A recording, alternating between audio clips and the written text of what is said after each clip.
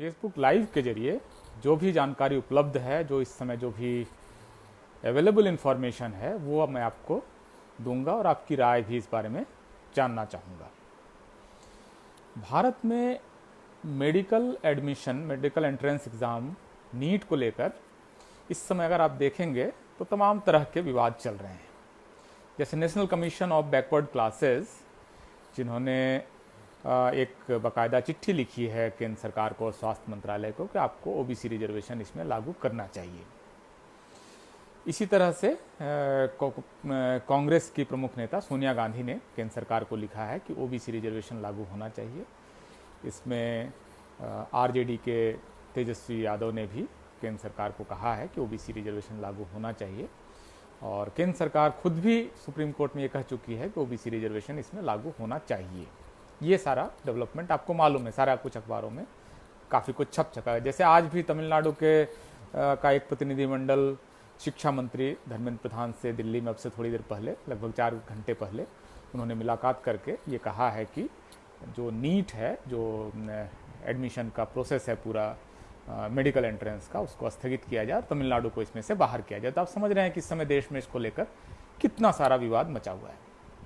तो इस बारे में मैं आपसे करीब कोशिश करूंगा कि आधे घंटे का एक छोटा सा वक्तव्य मैं आप लोगों के सामने रखूंगा। एक रिक्वेस्ट जो मैंने कल भी किया था और बहुत अच्छा रहा कि कल लगभग 4,500 लोगों ने वीडियो को शेयर किया, बहुत बड़ी संख्या में वीडियो देखा गया, बहुत सारे यूट्यूब चैनल्स ने भी उठाया, लाखों की संख्या में कल जो जाति जवार जनगणना का वीडियो था उसको देखा गया। तो मेरा ये भी निवेदन है कि आप कृपया शेयर का बटन दबा दें। जो वीडियो आपके लिए ज़रूरी है, आप देख रहे हैं तो इसका मतलब आप महत्वपूर्ण मान रहे हैं, तो मेरा ये रिक्वेस्ट है कि आप शेयर का बटन दबा दें ताकि आपके मित्र भी इस वीडियो को देख सकें। तो भारत में जो पूरा मेडिकल एजुकेशन है, इसकी थोड़ी सी हिस्ट्री मैं आपको बताना चाहता हूं, और जो हिस्ट्री के स्टूडेंट्स हैं उनको ये पता होगा, लेकिन बाकी जो हिस्ट्री के स्टूडेंट्स नहीं हैं उनको मैं बता दूं कि भारत में मेडिकल एजुकेशन कैसे शुरू हुआ, कैसे इवॉल्व हुआ, और आज जो नीट को लेकर जो विवाद चल रहा है उसका इससे कैसे संबंध है। तो भारत में पहला मेडिकल कॉलेज 1835 में ईस्ट इंडिया कंपनी का, जिस समय भारत के काफ़ी बड़े हिस्से में उनका दबदबा था, उस समय कलकत्ता में कलकत्ता मेडिकल कॉलेज या बंगाल मेडिकल कॉलेज नाम से भारत में पहला मेडिकल कॉलेज खुलता है 1835 में। विलियम बेंटिक उस समय गवर्नर जनरल थे और उन्होंने एक प्रोक्लेमेशन लाकर ये आदेश दिया कि एक मेडिकल कॉलेज खोला जाए, और इस तरह भारत में मेडिकल कॉलेज और मेडिकल एजुकेशन की हिस्ट्री शुरू होती है। तो ये वहाँ पर 1835 में ये मेडिकल कॉलेज खुलता है और 1 जून 1835 में वहाँ क्लासेस शुरू हो जाती हैं। तो क्योंकि वो मेडिकल कॉलेज है और मॉडर्न एजुकेशन उसमें कलकत्ता यूनिवर्सिटी के साथ वो मेडिकल कॉलेज अटैच्ड था, तो कलकत्ता मेडिकल कॉलेज भारत का पहला मेडिकल कॉलेज खुलता है प्राइवेट बिल्डिंग में। उसमें उसके पास अपनी बिल्डिंग नहीं थी और अगले 6 महीने तक वहाँ पढ़ाई नहीं हो पाती है। अब आप पूछेंगे कि मेडिकल कॉलेज खुल गया, प्रिंसिपल और टीचर्स, 3 ब्रिटिश टीचर्स उसमें आ गए, 3 इंडियन डेमोन्स्ट्रेटर्स उसमें आ गए, मधुसूदन गुप्ता, नवकृष्ण गुप्ता और रामेश्वर अवस्थी, 3 डेमोन्स्ट्रेटर आ गए, स्टाफ आ गया, इक्विपमेंट्स आ गए, लेकिन पढ़ाई नहीं शुरू हो पाई। अब आप पूछेंगे पढ़ाई क्यों नहीं शुरू हो पाई? भाई मेडिकल कॉलेज खुल गया, स्टूडेंट्स भी आ गए, पढ़ाई शुरू होनी चाहिए। तो पढ़ाई इसलिए नहीं शुरू हो पा रही थी क्योंकि जो मेडिकल की पढ़ाई है इसके लिए सबसे पहले ह्यूमन बॉडी को जानना जरूरी है, और इसके लिए डेड बॉडी को चीरफाड़ करना पड़ता है, उसको समझना पड़ता है, उसको अलग अलग हिस्से को चीरफाड़ करके वो देखना पड़ता है कि कहाँ क्या है।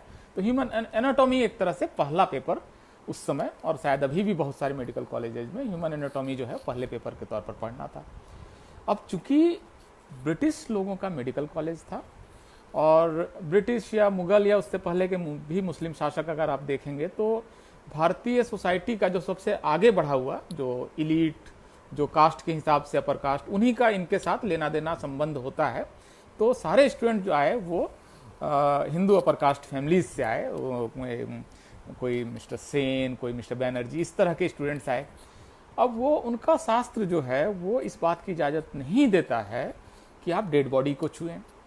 तो 6 महीने तक वहाँ पढ़ाई नहीं हो पाई क्योंकि डेड बॉडीज तो छू नहीं सकते हैं, क्योंकि अगर डेड बॉडी छू देंगे तो जाति चली जाएगी, फिर आप एक तरह से आपको फिर समाज के अंदर आप सर्वाइव कैसे करेंगे।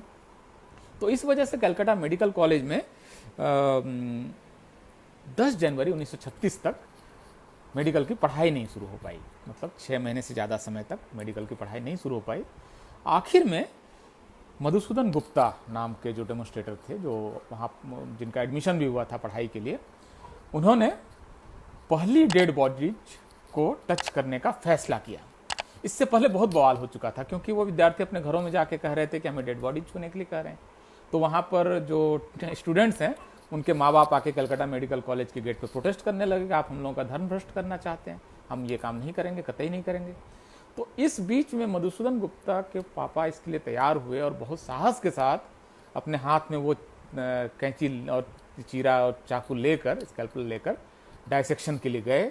और साथ में प्रोफेसर एच गुडेव, वो प्रोफेसर थे, वो उनके साथ साथ गए।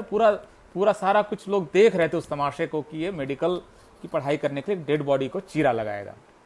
और कहा जाता है, मैं आपको एक research paper mister Shankar Nath का है, उसमें बताता हूँ कि ये कहा गया, पॉपुलर हेयर से prevails that in response to the first day of human dead body dissection to make that day memorable, a gun was fired from the Fort Williams Calcutta.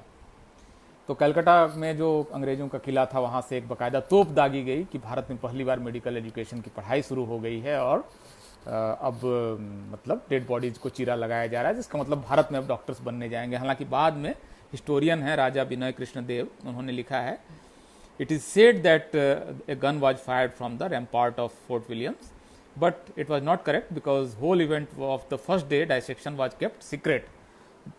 And why that was kept secret? For the fear of Samajpatis in the perspective story of gunfire does not suit at all. तो जो समाजपति हैं, जो समाज के प्रभावशाली लोग हैं, उनसे बच के बहुत छुप छुपा के ये पूरा डायसेक्शन हुआ था। तो अब आप इस बात को समझिए कि जो इंडियन सोशल क्लास, जो कास्ट डेड बॉडी छू नहीं सकता है, अब पढ़ाई होनी है तो आगे चलकर आपको पेशाब भी छूना पड़ेगा, पखाना भी छूना पड़ेगा, खखार भी छूनी पड़ेगी, वीर्य भी छूना पड़ेगा, पैथोलॉजी भी पढ़नी होगी, आपको हो सकता है कि पाइल्स का ऑपरेशन भी करना पड़े, मतलब सब कुछ करना पड़ेगा वो जिसके लिए धर्मशास्त्र इजाज़त नहीं देता है। आप ये सब नहीं कर सकते हैं। इस आप डेड बॉडीज, पड़ी हुई डेड बॉडीज कैसे छुएंगे? इससे तो धर्म नष्ट हो जाता है।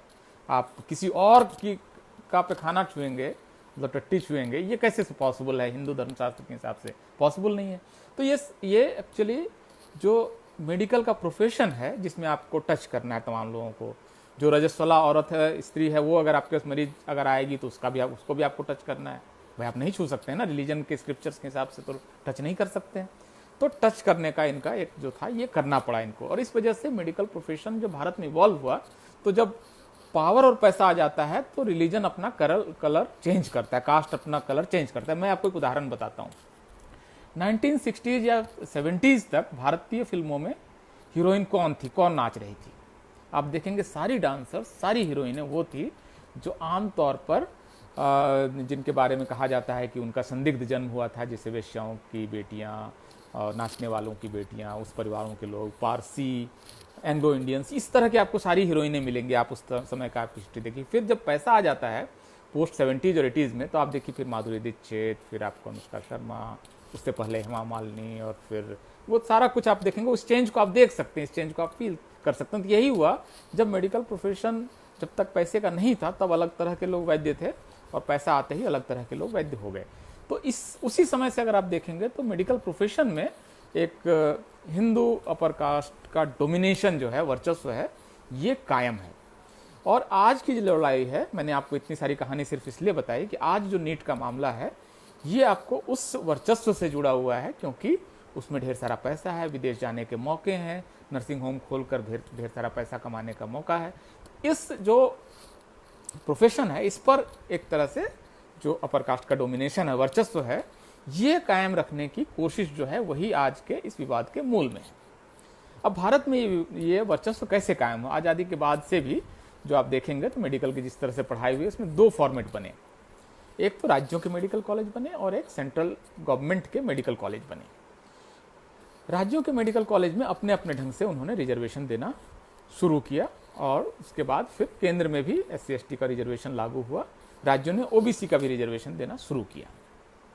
ये सारी कहानी इसी तरह से चलती गई लेकिन एक चीज़ इसके बाद बदल जाती है, और वो चीज़ क्या बदलती है कि 1984 में सुप्रीम कोर्ट का एक Pradeep Jain versus union of India case में ये एक सुप्रीम कोर्ट का फैसला आता है कि सारी राज्य सरकारें अपनी 50% सीटें, 50% सीटें केंद्र सरकार को दे देंगी, और केंद्र सरकार उसमें अपनी परीक्षा कराएगी। ऑल इंडिया पीएमटी, जो भी हमारे यहाँ इस डिस्कशन को वरिष्ठ लोग सुन रहे हैं उनको पता होगा, ऑल इंडिया पीएमटी एक परीक्षा होती थी जिसमें कि केंद्र सरकार उस परीक्षा को कराती थी और वहाँ से फिर राज्यों में स्टूडेंट्स भेजे जाते थे।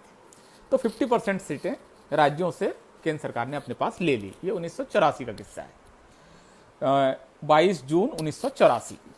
और केस जिनको जो लोग देखना चाहते हैं डिटेल, उनके लिए मैं आपको केस बता दूं। सुप्रीम कोर्ट का केस है 1984, प्रदीप जैन सुप्रा, अगर आप देखेंगे तो मिल जाएगा, जो पढ़ सकता है कोई भी इस केस को। तो इसके बाद क्या हुआ कि एक ऑल इंडिया एग्जाम शुरू हुआ और राज्यों के 50% सीटें उठा ली गई।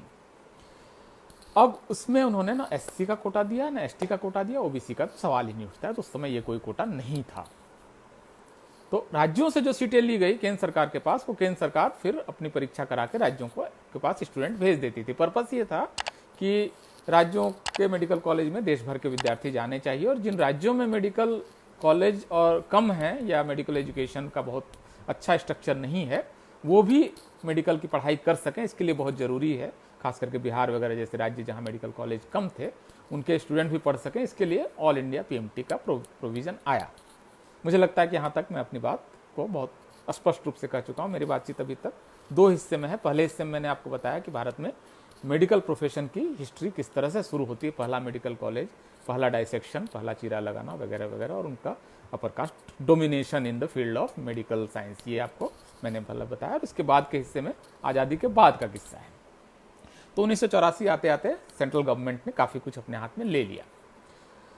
SC ST का भी रिजर्वेशन नहीं है, तो SC ST के विद्यार्थी चले गए सुप्रीम कोर्ट, और सुप्रीम कोर्ट में Abhaynath versus union of India का केस में 31 जनवरी 2007 का एक जजमेंट आता है, और उसमें ये बताया जाता है कि SC ST का जो ऑल इंडिया कोटा है, इसमें SC ST को रिजर्वेशन देना पड़ेगा। तो 2007 31 जनवरी के बाद उस साल जो भी आपको AIPMT होती है, उसमें SC ST का रिजर्वेशन आ जाता है।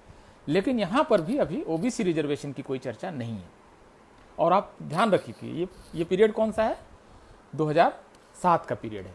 इससे ठीक पहले क्या हो चुका है, 2006 में जो मंडल कमीशन की एक और सिफारिश के आधार पर अर्जुन सिंह, जो उस समय मनमोहन सिंह की सरकार में शिक्षा मंत्री थे, वो OBC का रिजर्वेशन सेंट्रल इंस्टीट्यूशंस में लागू कर चुके थे। तो सेंट्रल इंस्टीट्यूशंस में OBC रिजर्वेशन तो लागू हो गया, लेकिन जो राज्यों को आप कोटा भेज रहे हैं, जो स्टूडेंट्स भेज रहे हैं, उसमें OBC का कोटा लागू नहीं हुआ। अब आप इसको समझिए कि पूरा मामला क्या है। अगर टोटल नंबर ऑफ, जो अगर आप देखें, मेरे पास इस समय ब्लैक बोर्ड या वाइट बोर्ड नहीं है, तो मैं कोशिश करता हूं कि इसमें आपको ड्रॉ करके समझाऊं कि टोटल सीट्स आपको, अगर मैं ये ड्रॉ करूं, ये है, तो इसमें से राज्यों के मेडिकल कॉलेज और केंद्र के मेडिकल कॉलेज, केंद्र के मेडिकल कॉलेज जो है, इसमें SC ST OBC तीनों का रिजर्वेशन लागू है। अब राज्यों का जो मेडिकल कॉलेज है, इसमें जो ये अपनी 15% UG की सीट, मतलब MBBS की सीट, और 50% PG की सीट सेंट्रल पूल में दे देते हैं सेंट्रल गवर्नमेंट को। अब सेंट्रल गवर्नमेंट यहाँ से जब राज्यों को कैंडिडेट भेज रही है, तो यहाँ पर वो OBC को रिजर्वेशन नहीं दे रही है। आपको इस तरह से समझना होगा कि ये किस तरह से हुआ है। अब देखिए, मैं आपको अब थोड़ा सा इस साल अभी जो नीट का जो रिजर्वेशन और सारा कुछ जो नोटिफिकेशन आया है, उस नोटिफिकेशन को आपको दिखाता हूँ। ये नोटिफिकेशन है, इसमें इसको कुछ लोग चाहें तो, बहुत सारे लोगों के पास ये ऑलरेडी होगा, इसका स्क्रीनशॉट काफ़ी घूम रहा है। इसमें आपको दिखेगा कि किस तरह से ऑल इंडिया कोटा में रिजर्वेशन लागू होना है। आप रिवर्स में देख पा रहे होंगे, लेकिन ये आप निकाल सकते हैं। नीट नोटिफिकेशन 2021 अगर आप गूगल पे सर्च करेंगे तो आपको इस साल का भारत सरकार का नीट का नोटिफिकेशन मिल जाएगा। और मैंने पहले भी रिक्वेस्ट किया कि कुछ लोग इसको निकाल के रख लें, तो वो देख सकते हैं। बहुत सारे लोग, बहुत सारे मित्र, काफ़ी लोग जुड़ गए हैं, तो मेरा रिक्वेस्ट एक बार फिर से कि आप इसको अगर शेयर कर लें तो आपके भी दोस्तों तक ये बात पहुँचेगी। तो नीट का जो इस साल का नोटिफिकेशन है वो क्या कहता है कि ऑल इंडिया कोटा में रिजर्वेशन कैसे लागू होगा। इसका फर्स्ट पॉइंट है कि एससी में 15% रिजर्वेशन लागू होगा, एसटी में 7.5% रिजर्वेशन लागू होगा, जो फिजिकली चैलेंज्ड हैं उसमें 5% इन सारी कैटेगरीज में बांटकर एक हॉरिजेंटल रिजर्वेशन लागू होगा, और ओबीसी नॉन क्रीमी लेयर में 27% रिजर्वेशन लागू होगा only in national institutes, central universities.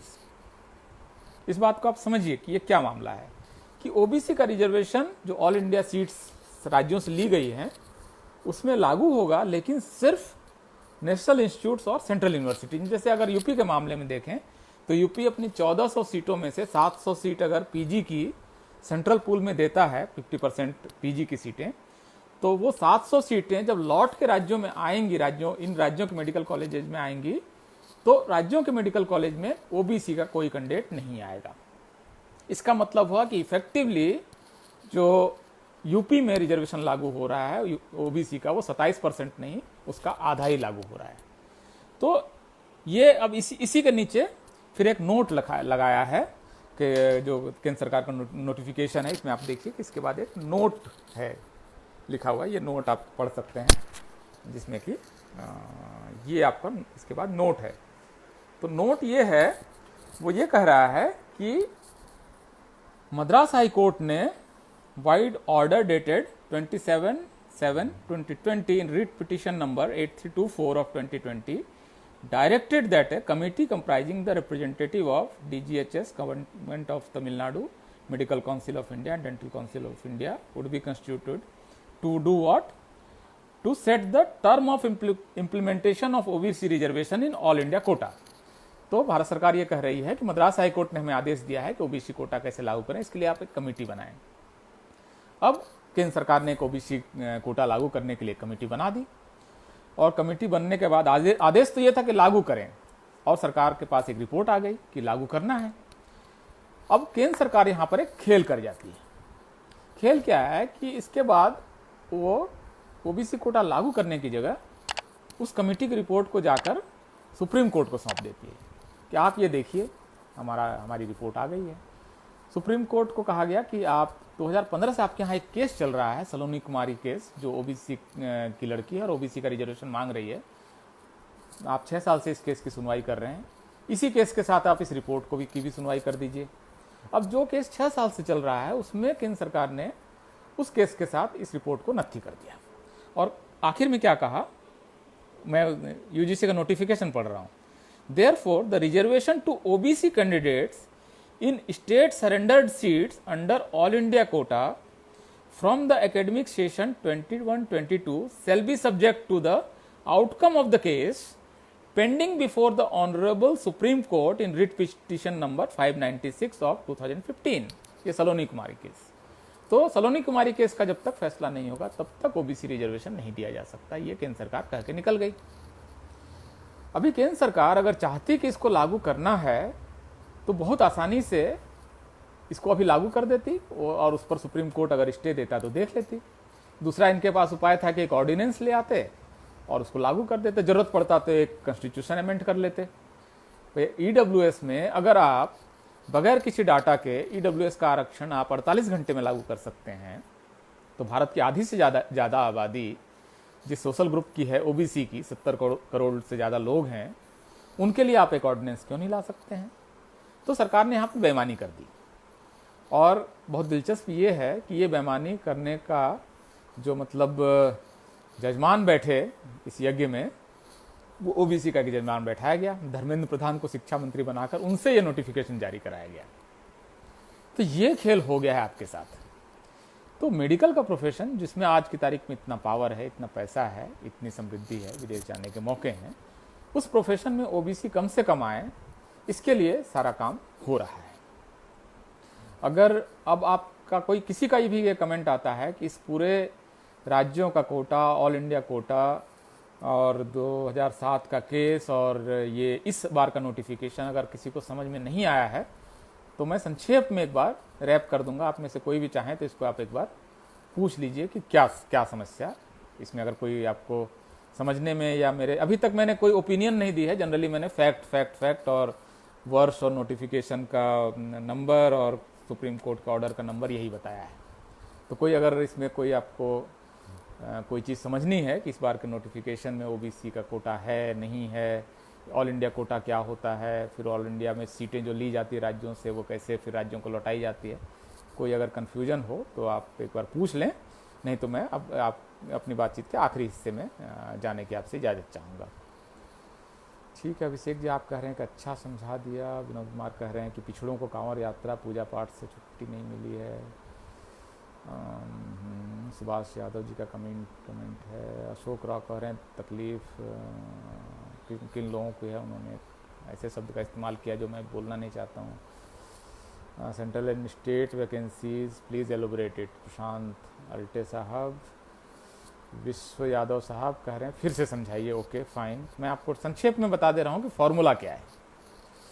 Shivjit Yadav ji कुछ गाली वगैरह देना चाहते हैं, कोई बात नहीं है। पार्टियों का स्टैंड क्या है ये निकेश सिंह पूछ रहे हैं। सेंथवार साहब। धर्मेंद्र कुमार पूछ रहे हैं समस्या का समाधान कैसे होगा, please discuss again. Fine, so let me discuss it again, right. So देखिए पूरा मैं आपको बता रहा हूँ कि क्या फॉर्मूला था। आज़ादी के बाद का ही शुरू करते हैं, उससे पहले का छोड़ देते हैं। भारत में मेडिकल की पढ़ाई कैसे होगी, इसका फॉर्मूला ये बना कि राज्यों के भी मेडिकल कॉलेज होंगे और केंद्र सरकार के भी मेडिकल कॉलेज होंगे, और उसमें से MBBS और फिर MD MS वगैरह जो भी होता है वो सब बनेंगे। ये फॉर्मूला है कि राज्यों का भी होगा और केंद्र का भी होगा। तो राज्य के मेडिकल कॉलेज अपने नियम से, अपने एंट्रेंस से अपने यहाँ स्टूडेंट की भर्ती करते थे, और केंद्र सरकार के मेडिकल कॉलेज में केंद्र सरकार की अपनी परीक्षा होती थी।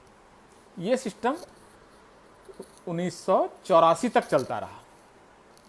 1984 में क्या होता है कि केंद्र सरकार प्रदीप जैन केस में ये फैसला करती है सुप्रीम कोर्ट कि 50% जो राज्यों के मेडिकल कॉलेज की सीटें हैं, 50% सीटें वो राज्यों की ये केंद्र सरकार को दे दिए जाएं, राइट। अब इन सीटों के लिए केंद्र सरकार एक परीक्षा कराती है, ऑल इंडिया PMT। उस समय नीट नहीं था। और इसके बाद ये इन सीटों में जो विद्यार्थी आते थे, इसमें इस परीक्षा को किसी भी राज्य का कोई भी विद्यार्थी दे सकता था, और इन विद्यार्थियों को फिर राज्यों के मेडिकल कॉलेज में भेजा जाता था। इसी का विवाद है।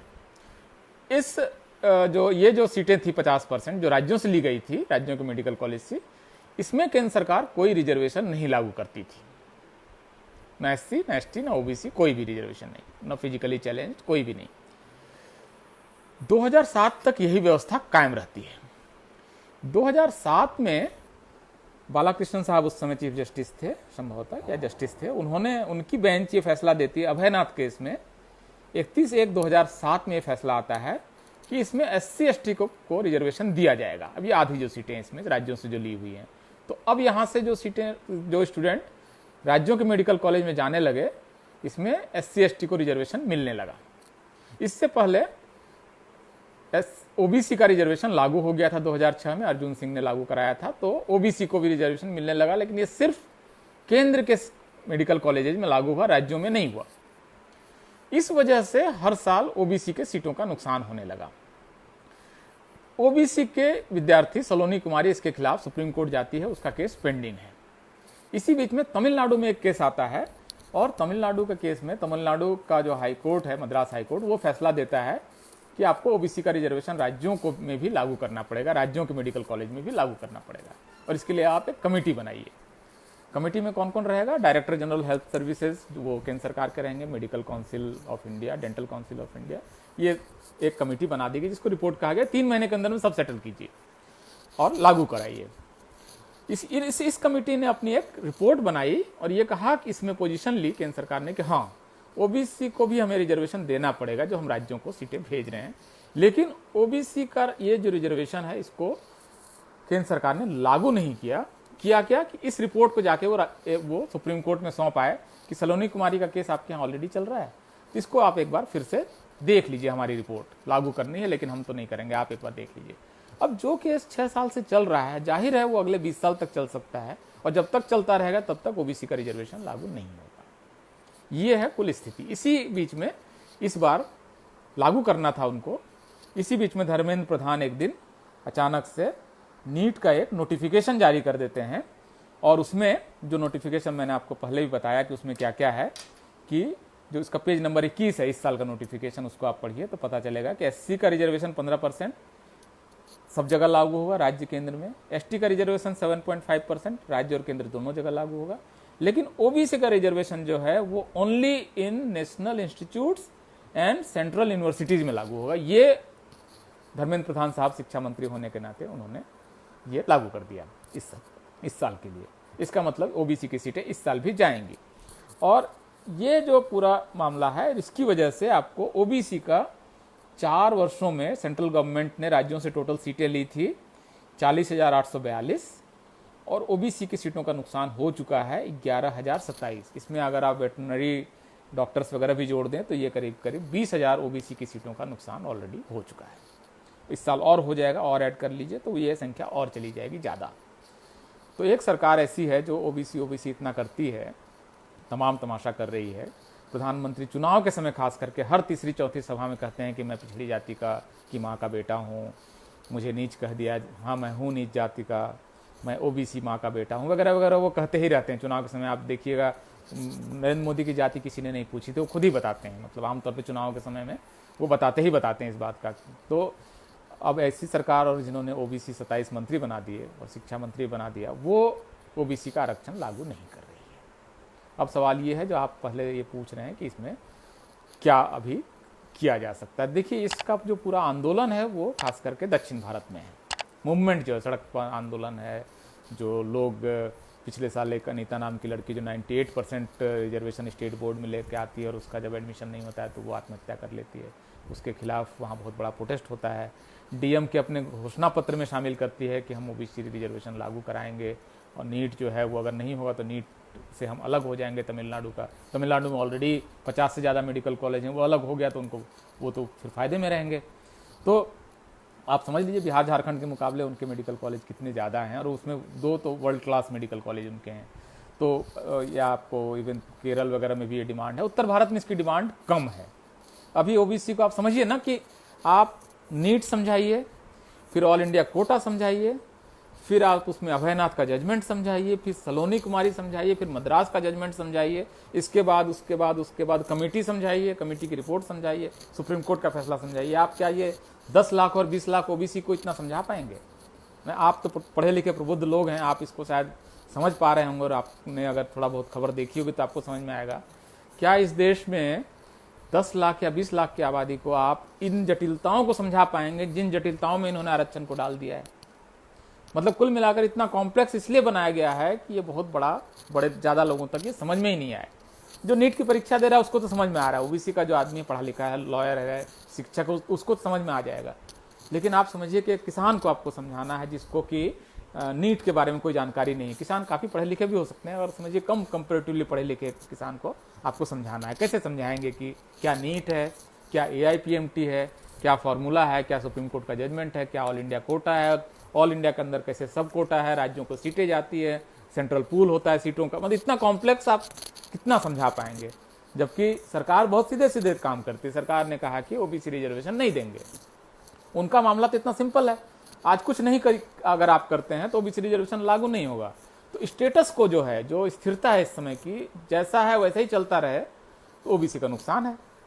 और ओबीसी का नुकसान है तो क्या मतलब है? ये सीटें ओबीसी की कहाँ जा रही हैं भाई? ओबीसी की सीटें यहाँ पर एससी तो आ नहीं रहा है, एसटी तो इसको ले नहीं रहा है, मुसलमान को ऐसा नहीं है कि उनको मिल रहा है। ये सीटें ऑब्वियसली हिंदू अपर कास्ट के पास ये सीटें जा रही हैं, उनके बेनिफिट का है। तो ये पॉलिसी कंटिन्यू रहेगी अगर आप विरोध नहीं करते हैं, सीधा सिंपल है। नॉर्थ में इसका विरोध कम है कंपेरेटिवली। वैसे अच्छा है कि इसमें सोनिया गांधी ने बहुत एक साहसिक फैसला लिया और केंद्र सरकार को, बाकायदा प्रधानमंत्री को उन्होंने लिखा कि आप इसमें ओबीसी रिजर्वेशन लागू कीजिए। प्रियंका गांधी की भी इसमें आप ट्वीट भी देख सकते हैं, उन्होंने भी किया है। इससे पहले तेजस्वी यादव यहाँ बोल चुके हैं, उससे पहले इस इशू पर आपको एसपी बीएसपी भी छिटपुट बोल चुकी है। ऐसा भी नहीं कि उन्होंने नहीं बोला, लेकिन बहुत बड़ा कोई सामाजिक आंदोलन नहीं है, चेतना का वो लेवल नहीं है जहाँ पर इसको आप बहुत बड़ा सामाजिक आंदोलन बना सके। इसलिए बहुत जरूरी है कि इस पर बात की जाए।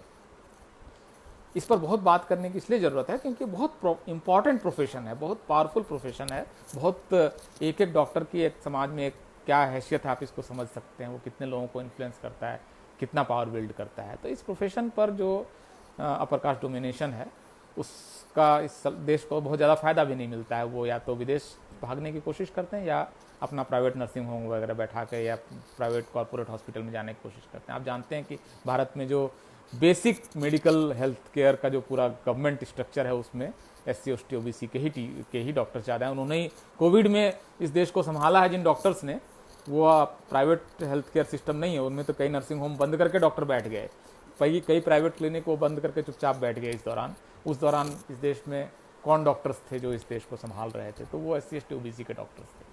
तो इसलिए बहुत ज़रूरी है कि SC ST OBC के बहुत डॉक्टर्स हों। आपको जैसे आप अब आज तक कोई ऐसा SC ST OBC का डॉक्टर नहीं हुआ जिसने किडनी बेची हो। वो किडनी बेच ही नहीं सकता, वो ये जोखिम लेगा ही नहीं। उसको मालूम है कि पकड़े जाएंगे तो ज़िंदगी भर बाहर नहीं आएंगे। ये जोखिम भी कौन लेता है जिसका ऊपर कोई बैठा हुआ है? तो ऑब्वियसली ये सारी स्थितियाँ हैं। तो नीट का सवाल मेरे ख्याल से इंपॉर्टेंट सवाल है, जटिलताओं में है। आप इसको मेरे ख्याल से देखें, समझें और इस बारे में अपनी ओपिनियन बनाएं, लोगों तक इसको पहुंचाएं। जटिल है लेकिन इतना भी कॉम्प्लेक्स नहीं है। आप अगर सिर्फ 2-4 डॉक्यूमेंट देख लें, जैसे आप इस साल का नीट का नोटिफिकेशन देख लें और मद्रास हाई कोर्ट का एक जजमेंट देख लें और सलोनी कुमारी केस में अब तक जो हुआ है पिटीशन वगैरह ये देख लें, तो आपको समझ में आ जाएगा कि क्या खेल हो रहा है।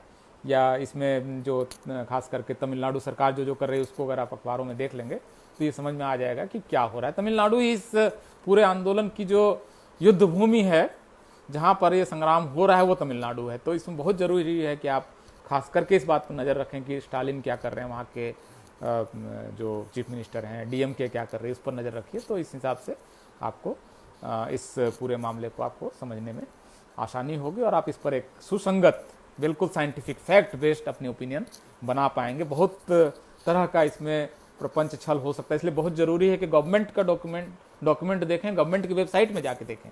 सुप्रीम कोर्ट का जजमेंट देखना है, सुप्रीम कोर्ट की वेबसाइट पर जाके देखें। बहुत फैक्ट बेस्ड अगर आप इसको रखेंगे तो मेरे ख्याल से आपको इस बात को समझ सकते हैं। और निश्चित रूप से जब एक बात कह रहे हैं सेतवार साहब कि नेताओं की कोई गलती नहीं है, सारे भगत बनते जा रहे हैं, असल में देखिए नीचे से जनता का दबाव होता है तो नेता भी समझता है। नेता बिना मतलब जोखिम लेगा नहीं। वो बोलेगा कि हमने OBC के लिए इतनी लड़ाई लड़ी, अपर कास्ट नाराज हुआ, OBC पीछे आया नहीं। तो OBC नेताओं को आप अपनी लड़ाई आउटसोर्स नहीं कर सकते हैं। नेता भी समझता है, देखता है कि नीचे समाज में कितना करंट है, तब उस करंट पे वो सवार होता है। वो मतलब पानी में कूदने के लिए कोई नेता इस आंदोलन में नहीं आ जाएगा कि मतलब कुछ लोग होते हैं, अब लालू की परंपरा है कि भाई सामाजिक न्याय का सवाल है तो बोलना है, तेजस्वी बोल देंगे। लेकिन आमतौर पर नेता बहुत सोच समझ कर ही इस आंदोलन में आएंगे। बहुत ज़रूरी है कि इस पूरी मुहिम को आप लोग ज़्यादा से ज़्यादा लोगों तक पहुँचाएँ, अगर आपको बात समझ में आ रही है, या उसको और समझने की कोशिश करें। और इसको आप अगर वीडियो को शेयर भी कर देंगे तो कल जैसे वीडियो 4000 से ज़्यादा लोगों ने शेयर किया, तो ये लाखों की संख्या में व्यूज़ होते हैं इसके। तो आप भी इसको एक बार देख लें और ज़रूरत अगर उचित समझें तो इसको आप शेयर कर दें। बहुत बहुत शुक्रिया और आभार। आप इतने सारे लोग एक साथ इस जटिल और कॉम्प्लेक्स विषय पर आपने जुड़कर पूरी बात को सुना, इसके लिए मैं आपका बहुत बहुत आभारी हूँ। बहुत बहुत शुक्रिया।